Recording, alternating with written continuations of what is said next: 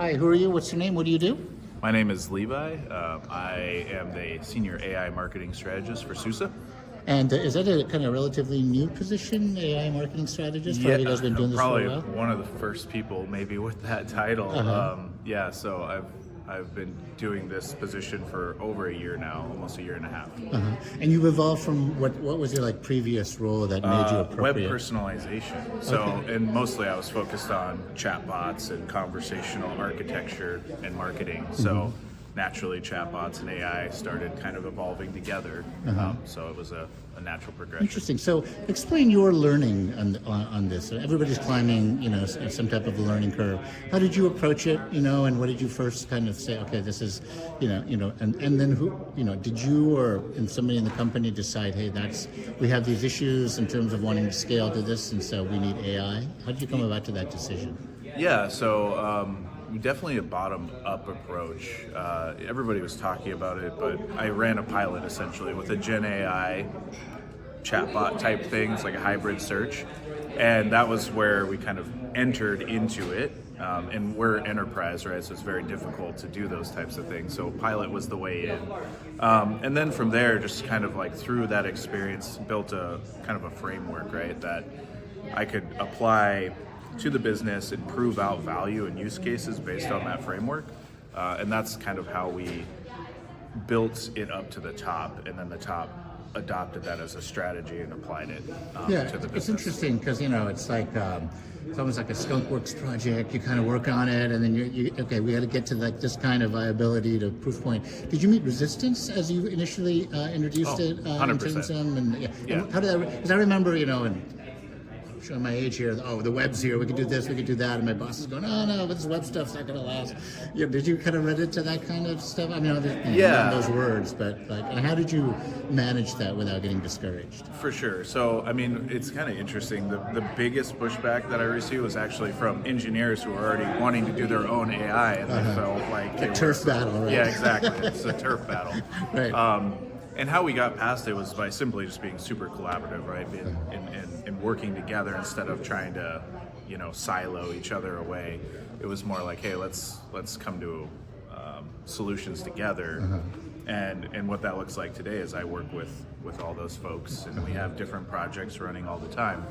Yeah, and that's so important because it's traditionally been like the business, like tech decides on the software, whether it's CRM or SAP or whatever, and they come and force you to do it. And business guys, another tech thing. But then as the tech began to change with the cloud, self-service, being able to kind of click and configure, business units became more kind of empowered, if you will, right?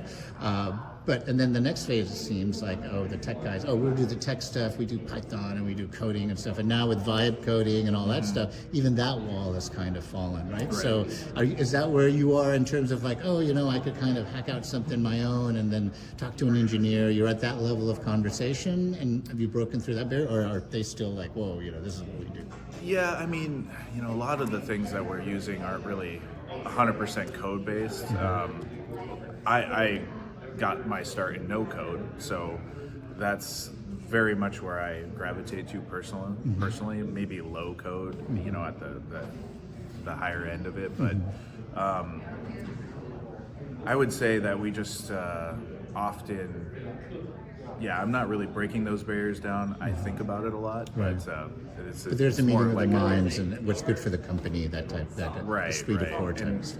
I mean, being a tech company, right? We have plenty of engineers that we can work with to do that with. So, for me, it's mostly just about finding the value, the use case, and not saying, well, I can do it myself. Right. But it's not ego. Finding the teams. So tell us about the use case. You heard something about AI agents and stuff. Yeah. And how did you come to that kind of strategy? Yeah, so I had mentioned the framework that I developed for my company, which is pretty simple. It's data, engagement, and content. So the three pillars of AI are those three things. And engagement is a place where content is being solved pretty obviously, right? There's plenty of Gen AI. It's easy to generate content. It's the fastest moving area. Engagement was kind of the next moving area, and that was very agentic based. So using agents to essentially what we were doing is looking at what campaigns they had engaged with, reading that from Salesforce, and then They being the marketing team, campaign team? No, sorry. So like our leads, right? Our inbound leads would download white papers. Oh, how do they come in with this? Right. They would campaign watch source? a webinar. Right. They'd attend an in-person event, whatever that may be. Right, is all attributed and mapped out. So the hard part was simply just getting that information from the lead or attached to the lead, and then pulling it in with agents to then generate personalized emails and start engaging them based on what so they this just was did. basically the agents figuring out your ideal customer type, right? Ideal buyer type, and then learning through what funnels they come through and stuff. And I think that's phase 2. Right now, we're pretty much telling the agent, like, this is our segmentation, this is where you look, and then what it's mostly doing, it's mostly a generative type of. so what are you telling it exactly? Like, it's we're not like we're it's guiding coming it to like, the room and stuff, right? Yeah, So, and we heard a lot about it in day one, right? Brand, tone of voice, consistency there. So that a lot of what we do telling it is to make sure it stays brand aligned, and is generating emails that we can be very confident in. But then there's that level of like sales intelligence, right? So I work with somebody in RevOps who is very connected to the sales process, and that allows us to take that marketing component and that sales component and create make it unified, right? So we're marketing to them, but very sales oriented type of Because engagement. traditionally, sales, even though sales and marketing you say in the same breath, they've been siloed, right? And so, marketing does this event. Oh, we got like 100 leads or 1,000 leads, and they just throw it over the fence, and the sales guy's going, what am I going to do with this? And marketing, what do you mean? We gave you 100 leads, right? So Exactly. there's been that. So that's like, this helps overcome that kind of. 100%. That was the main pain point, right? They would, and there was one example of a lead that showed really high intent, like, I want to talk to you, and then somebody found that lead in Salesforce 6 months later and went, oops, we didn't engage with that person. Right. So that's where the idea came. Well, we are losing good leads through these marketing activities just because there's so much inbound. And so can we filter through all that inbound, find the opportunities, and use AI agents, right, to engage with those individuals, and that's where we're at. And that engagement came in the form of emails that were sent out? Emails. We also do, live chat, Right. or AI And chat. were those emails already kind of written and created, and the agent was told, take this email for this kind, that? Or did the agent say, chose the content and generated the email? Yeah, and sent it yeah. out, or So was a the human in agent was choosing, and then we were guiding the agent based on how it was creating those emails, and then basically through feedback. In terms of, the RevOps individual was kind of giving it the sales guidance to make the emails better and better and better. And like today, they're really good. Really good. Like, they're really good, Right. and it scales across all our marketing marketing campaigns, and can engage with each of those different campaigns really well. So let's look at how you measure that, right? So you had a baseline. What did you consider was a baseline, and then where are you now in those kind of metrics? Do you kind of track like, engagement's gone up 50%, blah blah. Yeah. And that kind of, because the data's there, right? The agent is collecting all the data. Right? Yeah, and so we have traditional email nurtures. We do a combination of marketing nurtures, and then sales has their flows that they send out. All very what we consider traditional email. Hi, first name, blah blah blah blah. And you see how they perform differently. Right, and those numbers are always really low. Not much engagement. You're lucky if you get a click on those emails. Versus with agentic AI, we're seeing so much more replies, right? People actually replying to an email, which is what the engagement pillar is all about. It's creating that relationship, that back and forth, so that we can move on with the funnel. And since the sales guys there with you, both of you guys are looking at that data stream coming in, and so we can collaborate on next steps and Exactly. whatever. So it could move into, say, an ABM strategy, right? So marketing can now step in, be more targeted. This enterprise, we kind of got all this thing, we got 100 responses, we're now mapping the organization, and now you can kind of take it to the next. Things like that. Well, that's pretty powerful. So where do you see the future of agents in your organization? Do you just do more of this, or do you have a vision of like, okay, next step, what I want to do? Yeah, I mean, so definitely do more of this, but there's a lot of things to still solve for to figure out. I think research is kind of a hot topic right now. Like, how do you research out your ICP and research, enrich your leads and actually with good, clean, accurate data. Right. That's definitely a hard problem to solve. Mm-hmm. And did you? Is this off the shelf? Is this a commercial thing that you rolled out, or did you roll your own and kind of did this, or a combination? Commercial mostly. You want to mention the kind of brand and stuff? Yeah, I mean, I can. Yeah, it's qualified. So we've been a customer we've Qualified's been a vendor of ours for almost 4 years now. Okay, so they rolled this out with you. Yeah, okay. And we were like an early trusted tester with this technology, giving them feedback, because we've actually ran some pilots doing this stuff.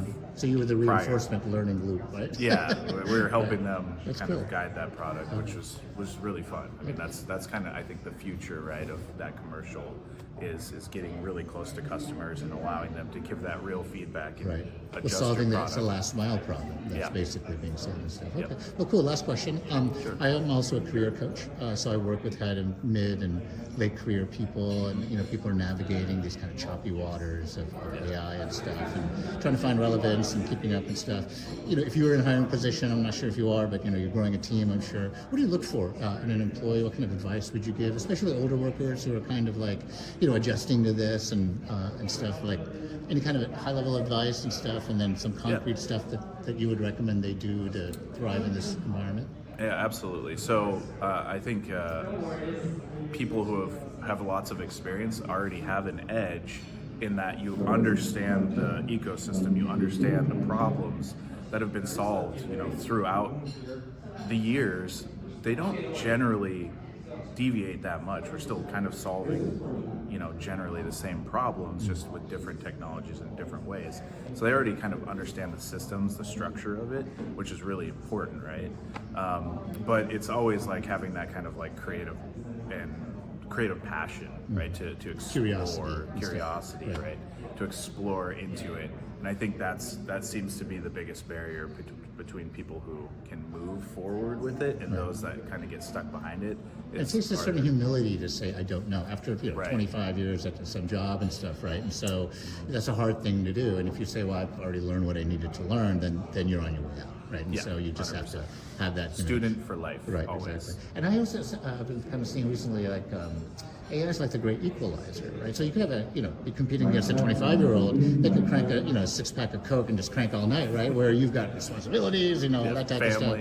Yeah, exactly. So if you use AI to just be more productive, right? Yeah. It equalizes. Then you can kind of just produce more. And then if you cut it with your wisdom and experience and stuff, that's value, right? That 100%. Yep. And how does one present that in a resume or in terms of a cover letter? Or like how would somebody like, okay, I got the attitude, I got some new clothes. So how do they get in front of you, right? What do you look for and stuff as a hiring manager? Yeah, other than what the ATS kind of shows into your image. That's a really good question. But that's probably the toughest question. Right? Probably the toughest question, yeah. Resumes are kind of hard to get through to like who the person is, so I don't like to rely on that specifically. I really like having conversations with people to just kind of understand the way they think, the way they approach things. So it's hard to answer on the resume. Yeah. I mean, as always with resumes, if you can put, really good statistics and show that the value points and what you're solving and have solved in your career, that's going to stand out. So you can get to that conversation, but that's really where well, and that's interesting that you mentioned that, because they can mention like, I did this, I did this, I did this, but if they start learning AI, and they create a project or they go to a meetup, right? And then they kind of like meet people and stuff and do some volunteer work or whatever. They intern at a company, Old Guy, like that movie or whatever, right? Yeah. And so then they can say, well, this is what I'm doing now, and this is the kind of attitude I bring, as opposed to, for the last 25 years, I did this for 10% and that for 10%, right? So they're future looking and what they can bring value instead of the past, which, people kind of they look at and value, but everybody's in the future now, right? It's right. What can you do for me today? Right? Yeah, and one thing I would add to that, and I think that movie is actually a great reference to it. What he ended up doing was optimizing things that they had, they're like, oh, we're so Blinders, forward-thinking. right? Yeah, right. Yeah, and so being optimized, like thinking about how do I make things better, optimize process, optimize workflows, which people always do, right? You work in a job, you figure out what's not working and you fix it. That has always been true. Like, this isn't new because AI is here. What AI helps us do is once we figure out how to optimize, it allows us to move at light speed with that optimization. So be optimized, focused with your brain and always looking for how to make it better. And then AI will just naturally apply to that. It's an attitude, develop that attitude and find that. Well, good. Where can people find more information about your company? I didn't really ask, what do they do? What do you guys do as a business? Yeah, so we're open source software company. We're global enterprise level, so if you're dealing with Linux, Kubernetes, edge computing, or want to have like a private, stable place to use AI, that's what we provide. And then what's the website? SUSE.com, so SUSE.